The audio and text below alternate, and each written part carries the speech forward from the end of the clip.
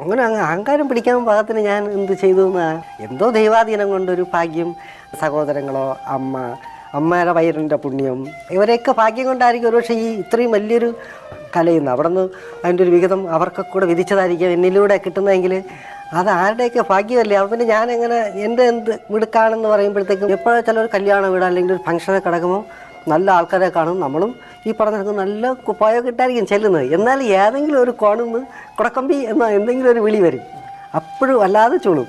ഒരു പടത്തിൻ്റെ ഒരു ക്ലൈമാക്സോ എടുക്കുമ്പോഴോ അല്ലെങ്കിൽ വളരെ സീരിയസ് ആയിട്ടുള്ളൊരു സീൻ വരുമ്പോഴോ അവിടെ നിന്ന് ഇന്ദ്രനെ ഒഴിവാക്കുക, ഇന്ദ്രനെ ഫ്രെയിമിൽ ഇന്ദ്രൻ ഇതിൽ നിൽക്കണ്ട, അതിൻ്റെ ഒരു സീരിയസ്നെസ് പോകുമെന്നൊക്കെ അവർ പറയുമ്പോഴത്തേക്ക് ഉള്ളിൽ എപ്പോഴൊക്കെയോ വിഷമം തോന്നിയിട്ടുണ്ട്. ഞാൻ എൻ്റെ കൂട്ടുകാരുടെ അടുത്തൊക്കെ പറയാം, അപ്പം അവരും പറയും, അവരാരെയും അങ്ങനെ കുറ്റം പറഞ്ഞിട്ടൊന്നും കാര്യമില്ല, നിൻ്റെ മുഖത്ത് നോക്കിയാൽ ഈ എല്ലാ ജീവികളുടെയും മുഖച്ചായ ഉണ്ടെന്ന്. പ്രത്യേകിച്ച് എൻ്റെ ഇന്ദ്രൻസാണ് നായകൻ എന്ന് പറയുമ്പോഴത്തേക്ക് നമുക്ക് എന്താണ് ചെയ്യാൻ, നമ്മൾ അതിൽ കൂടെ ചീഞ്ഞു പോകുമോ എന്നൊരു ആദി കിടക്കും.